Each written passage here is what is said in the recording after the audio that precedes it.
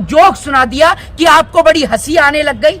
जब पूरा देश मायूस था, खिलाड़ी रो रहे थे, देश की हार से सब लोग परेशान थे, उस वक्त पर दुग्गल साहब की हंसी निकल रही थी, बहुत थड़ाके मार मार के हंस रहे थे।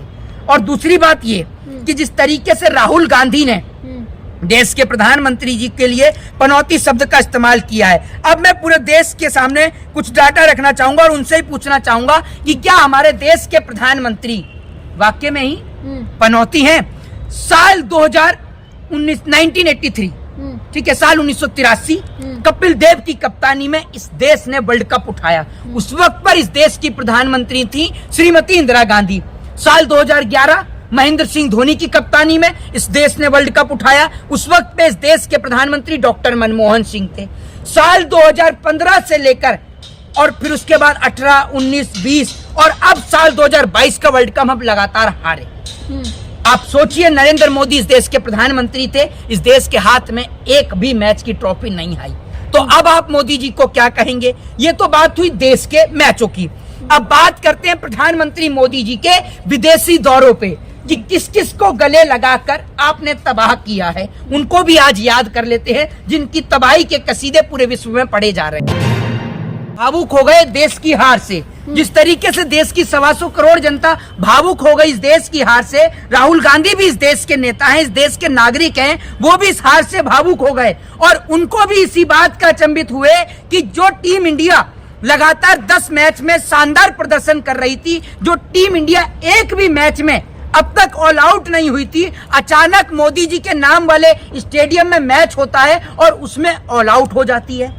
आप सोचकर देखिए, जो टीम इंडिया लगातार शानदार बल्लेबाजी कर रही थी कि 2-2, 3-3 खिलाड़ी शतक मार रहे थे, उसमें से एक भी खिलाड़ी शतक नहीं मारता है। 3 छक्के रोहित शर्मा मारते हैं, उसके बाद पूरे ग्राउंड में टीम इंडिया से एक भी छक्का नहीं लगता।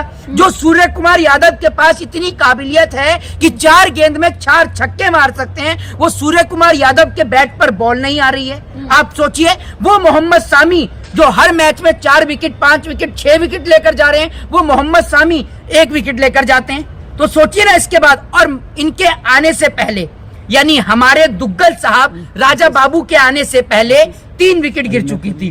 लेकिन जैसे ही आपके राजा बाबू एंट्री करते हैं, यानी दुग्गल साहब एंट्री करते हैं, उसके बाद एक भी विकेट नहीं गिरता। और सबसे बड़ी बात ये कि जब इस देश की 125 करोड़ जनता मायूस थी, कि 125 करोड़ जनता मायूस थी और खिलाड़ियों की आंख से आंसू टपक रहे थे, उस वक्त पर हमारे दुग्गल साहब यानी आपके राजा बाबू और उनके साथ में बैठे हुए देश के गृह मंत्री अमित शाह दोनों मुस्कुरा रहे थे। मैं पूछना चाहता हूं कि क्या मोदी जी ने यानी दुग्गल साहब ने कौन सा ऐसा आपको जोक सुना दिया कि आपको बड़ी हंसी आने लग गई? जब पूरा देश मायूस था, खिलाड़ी रो रहे थे, देश की हार से सब लोग परेशान थे, उस वक्त पर दुग्गल साहब की हंसी निकल रही थी, बहुत थड़ाके मार मार के हंस रहे थे। और दूसरी बात ये कि जिस तरीके से राहुल गांधी ने देश के प्रधानमंत्री जी के लिए पनौती शब्द का इस्तेमाल किया है, अब मैं पूरे देश के सामने कुछ डाटा रखना चाहूंगा और उनसे ही पूछना चाहूंगा कि क्या हमारे देश के प्रधानमंत्री वाकई में ही पनौती हैं। साल 1983 ठीक है, साल 1983 कपिल देव की कप्तानी में इस देश ने वर्ल्ड कप उठाया। उस वक्त पर इस देश की प्रधानमंत्री थी श्रीमती इंदिरा गांधी। साल 2011 महेंद्र सिंह धोनी की कप्तानी में इस देश ने वर्ल्ड कप उठाया। उस वक्त पे इस देश के प्रधानमंत्री डॉक्टर मनमोहन सिंह थे। साल 2015 से लेकर और फिर उसके बाद 18, 19, 20 और अब साल 2022 का वर्ल्ड कप हम लगातार हारे। आप सोचिए, नरेंद्र मोदी इस देश के प्रधानमंत्री थे, इस देश के हाथ में एक भी मैच की ट्रॉफी नहीं आई। तो अब आप मोदी जी को क्या कहेंगे? ये तो बारी। और खिलाड़ियों की आंख से आंसू टपक रहे थे, उस वक्त पर हमारे दुग्गल साहब यानी आपके राजा बाबू और उनके साथ में बैठे हुए देश के गृह मंत्री अमित शाह दोनों मुस्कुरा रहे थे। मैं पूछना चाहता हूं कि क्या मोदी जी ने यानी दुग्गल साहब ने कौन सा ऐसा आपको जोक सुना दिया कि आपको बड़ी हंसी आने लग गई? जब पूरा देश मायूस था, खिलाड़ी रो रहे थे, देश की हार से सब लोग परेशान थे, उस वक्त पर दुग्गल साहब की हंसी निकल रही थी, बहुत थड़ाके मार मार के हंस रहे थे। और दूसरी बात ये कि जिस तरीके से राहुल गांधी ने देश के प्रधानमंत्री जी के लिए पनौती शब्द का इस्तेमाल किया है। अब मैं पूरे देश के सामने कुछ डाटा रखना चाहूंगा और उनसे ही पूछना चाहूंगा कि क्या हमारे देश के प्रधानमंत्री वाकई में ही पनौती हैं। साल 2019 1983 ठीक है, साल 1983 कपिल देव की कप्तानी में इस देश ने वर्ल्ड कप उठाया। उस वक्त पर इस देश की प्रधानमंत्री थी श्रीमती इंदिरा गांधी। साल 2011 महेंद्र सिंह धोनी की कप्तानी में इस देश ने वर्ल्ड कप उठाया। उस वक्त पे इस देश के प्रधानमंत्री डॉक्टर मनमोहन सिंह थे। साल 2015 से लेकर और फिर उसके बाद 18, 19, 20 और अब साल 2022 का वर्ल्ड कप हम लगातार हारे। आप सोचिए, नरेंद्र मोदी इस देश के प्रधानमंत्री थे, इस देश के हाथ में एक भी मैच की ट्रॉफी नहीं आई। तो अब आप मोदी जी को क्या कहेंगे? ये तो बात हुई देश के मैचों की। अब बात करते हैं प्रधानमंत्री मोदी जी के विदेशी दौरों पे कि किस किस को गले लगाकर आपने तबाह किया है। उनको भी आज याद कर लेते हैं जिनकी तबाही के कसीदे पूरे विश्व में पढ़े जा रहे हैं। प्रधानमंत्री नरेंद्र मोदी जी पाकिस्तान जाते हैं और पाकिस्तान के प्रधानमंत्री से मिलते हैं। जब प्रधानमंत्री मोदी पाकिस्तान के प्रधानमंत्री से मिलते हैं, पाकिस्तान के प्रधानमंत्री चुनाव हार जाते हैं। हमारे देश में प्रधानमंत्री नरेंद्र मोदी जी बड़े जोरों शोरों के साथ अपने दोस्त, अपने यार डोनाल्ड ट्रंप को जिताने के लिए अब की बार ट्रंप सरकार की बात करते हैं। तो जब आपके दुग्गल साहब यानी रंगीले मिजाज के जो राजा बाबू हैं वो ट्रंप का प्रचार करते हैं, डोनाल्ड ट्रंप भी चुनाव हार जाते हैं। और चुनाव हारने के साथ साथ आपके दुग्गल साहब ने उनके लिए न जाने कितना प्यार कर दिया उनसे कि आपके डोनाल्ड ट्रंप जेल के सलाखों के पीछे भी पहुंच जाते हैं। उसके बाद प्रधानमंत्री मोदी जी श्रीलंका वाले से मिलते हैं। जब श्रीलंका के प्रेसिडेंट से मिलते हैं वो भी चुनाव हार जाते हैं। और श्रीलंका की क्या स्थिति हुई थी वो आप सभी लोगों ने देखा भी था। उसके बाद नेपाल के पीएम से मिलते हैं तो नेपाल वाला पीएम भी हार गया, वो भी आपने देखा। अब तो वहां पर दूसरी सरकार बनी हुई है, ठीक है। उसके बाद जापान के पीएम से मिले, वो भी हार गया था।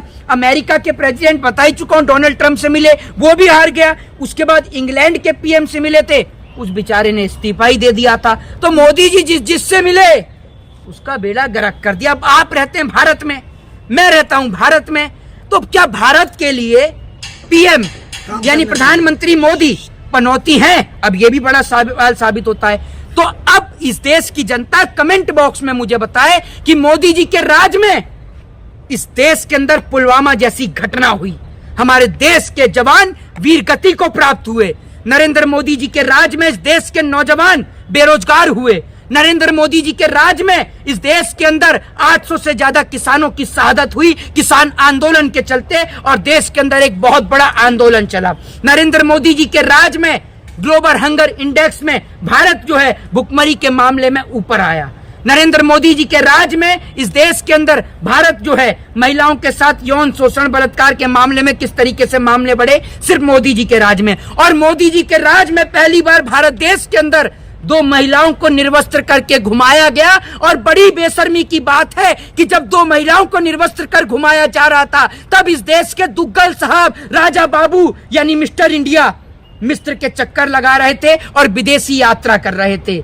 ये देश चुनौतियों से नहीं पनौती से परेशान है, ये बात आप याद रखिए। और इस देश के लिए ऐसा ग्रहण लग गया कि इस देश की अर्थव्यवस्था, इस देश की इकोनॉमी हो, चाहे इस देश का जवान हो, किसान हो, सब आत्महत्या कर रहे हैं। इस देश के किसान ने आत्महत्या करी, जवान की शहादत रुकने का नाम नहीं ले रही है। शायद ये ऐसा कोई दिन जाता है जिस दिन हम ना सुने कि आज हमारे जवान शहीद नहीं हुए। कहीं ना कहीं कोई ना कोई दुख भरी खबर हमारे सामने आई जाती है। और आप सोचिए, हमारे देश के दुग्गल साहब यानी राजा बाबू आपके रंगीले मिजाज वाले स्टेडियम में तो पहुंच गए, लेकिन टनल में जो हमारे मजदूर फंसे हुए हैं उनसे मिलने तो राजा बाबू नहीं पहुंचे। उन मजदूरों का हौसला बुलंद करने तो राजा बाबू नहीं पहुंचे। और अब तक उन मजदूरों का हालचाल भी नहीं लिया। लेकिन जैसे ही मजदूर बाहर निकल जाएंगे, मोदी जी तुरंत फोन मिलाकर पूछ लेंगे, क्या हुआ, बाहर आ गए, मेरी वीडियो बना लो एक जरा मजदूरों के ऊपर।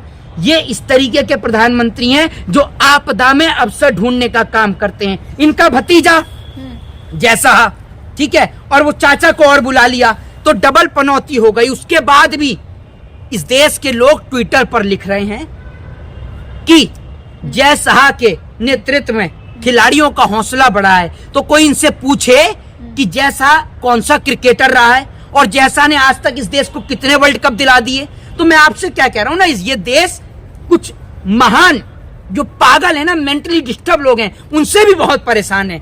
पनौतियों से और पगलों से, दोनों से ये देश परेशान है और बेहद परेशान है। राहुल गांधी के लिए कहा जा रहा है कि कम से कम वो ऐसी भाषा को इस्तेमाल करने से बचते, उनसे ये उम्मीद नहीं थी। वहीं बीजेपी कह रही है गरिमा का पालन नहीं कर रहे हैं पद की। जो आदमी टेलीप्रॉम्प्टर लगे होने के बाद कह दे बेटी बचाओ बेटी पटाओ, जिनकी पार्टी के नेता विधानसभा में बैठकर फॉरेन वीडियो देखे, तब प्रधानमंत्री को नजर नहीं आता? ये बताइए ना आप मुझे, प्रधानमंत्री जी आप ये बताइए, आज तक आपके सरकार के राज में इस देश के जवान का या किसान का या नौजवान का या मजदूर का किसी का भला हुआ हो तो बताइए। आपकी सरकार के राज में सिर्फ और सिर्फ इस देश में नफरत पैदा हुई है। आपने इस देश में नफरत का बीज बोया है। इस मुल्क में रहने वाले हिंदू, मुस्लिम, सिख, ईसाई, SC, ST, OBC, दलित, आदिवासियों के बीच आपने लड़ाई लड़वाने का काम किया है। आपने इस मुल्क की तबाही के सपने देखते हैं और आपकी पार्टी इस मुल्क की तबाही के सपने देखती है। लेकिन याद रखिएगा कि जो भी इस मुल्क की तबाही के सपने देखेगा, हम उसके सपनों को पूरा नहीं होने देंगे। इस मुल्क के लिए हम अपनी जान दे देंगे, लेकिन इस मुल्क को तबाह नहीं होने देंगे, याद रखिएगा। राहुल गांधी नेता जो एक शहीद हेमंत करकरे को अपमानित करने का काम करती हैं, क्या उन्होंने माफी मांगी? आपकी पार्टी का एक नेता विधानसभा में फॉरेन वीडियो देखा, क्या उसने माफी मांगी? आपने खुद बेटी बचाओ बेटी पटाओ बोला, क्या आपने माफी मांगी? माफी मांगने के काम आप लोगों के हैं और पहले आपको माफी मांगनी चाहिए कि आपने एक महिला से लेकर और एक विपक्ष की नेत्री के ऊपर कैसे कैसे शब्दों का प्रयोग किया। अगर मोदी जी आपके पुराने स्टेटमेंट खोल लिए जाए ना, तो बचे पूरे कार्यकाल में आप पूरे दिन माफी ही मांगते रहेंगे, ये याद रखिएगा। तो इसलिए माफी मांगने की बात ना करें तो ही बेहतर है। मैं ड्रेसिंग रूम में देंगे। आपको बुलाया किसने स्टेडियम में? जो टीम इंडिया, एक बात मुझे बताइए, गुजरात की पिच पर फाइनल मुकाबला कराने की जरूरत क्या थी? सबसे पहली बात, क्लाइमेट दृष्टिकोण से अगर हम देखें तो आप ये सोचिए उस ग्राउंड पर ड्यू होती, क्योंकि वहां पर शाम के टाइम पर सर्दी हो जाती। अब आप सोचिए, या तो मुंबई में होना चाहिए था। अगर मुंबई में नीदरलैंड के साथ में जो मैच खेला गया, उसमें आपने देखा होगा कि खिलाड़ियों का पसीना टपक रहा था, क्योंकि खिलाड़ी हैं विदेशी और वहां पर क्लाइमेट रहता है ठंडा, वेदर जो है वो वहां पर आपको ठंडा मिलेगा। तो ठंडे वेदर में ये लोग अच्छा खेलते हैं, लेकिन अगर वेदर चेंज होगा, गर्म वेदर रहेगा, तो उतना इनका अच्छा प्रदर्शन नहीं रहता। तो मुंबई में गर्मी रहती है, तो मुकाबला मुंबई में होना चाहिए था। और हमारे जो टीम इंडिया के कैप्टन रोहित शर्मा है, उनका होम ग्राउंड भी है मुंबई का वानखेड़े स्टेडियम। रोहित शर्मा हो, विराट कोहली हो, सूर्य कुमार यादव हो, श्रेयस अय्यर हो, सब लगातार वहां पर अच्छी बल्लेबाजी करते हैं। शुभमन गिल से लेकर श्रेयस अय्यर तक सब लोगों ने बढ़िया बल्लेबाजी करी, KL राहुल तक। तो उसी ग्राउंड पर फाइनल मुकाबला होना चाहिए था। लेकिन मोदी जी जिस तरीके से अपने ग्राउंड पर मुकाबला कराया, टीम इंडिया का ठप्पा लगवाकर उनकी हार पर एक और ठप्पा लगवा दिया है कि बेकार में मोदी को ट्रोल किया जा रहा है। वो एक बार क्रिकेट का इतिहास उठा लें, 241 के टारगेट पर ही सुपर ओवर भी खेला गया वर्ल्ड कप में। 241 के टारगेट पर ही उठाकर देख लें, क्योंकि ये देश जो है ना, पगले जो है ना, पढ़ते हैं नहीं। मोदी को अपना डैडी मानते हैं तो पढ़ते हैं नहीं। अगर पढ़े लिखे हो तो समझ में भी आए। तो 241 के टारगेट पर ही वर्ल्ड कप के मुकाबले में जो है वो आपका सुपर ओवर भी खेला गया। उसके बाद जो है सुपर ओवर में भी जब जीत नहीं मिली तो उनके रन रेट के अकॉर्डिंग जीत दी गई, बाउंड्री के अकॉर्डिंग। ठीक है, तो पढ़कर देख लें। तो 241 के टारगेट पर भी टीम इंडिया बहुत अच्छी गेंदबाजी कर रही थी, 3 विकेट ले चुकी थी।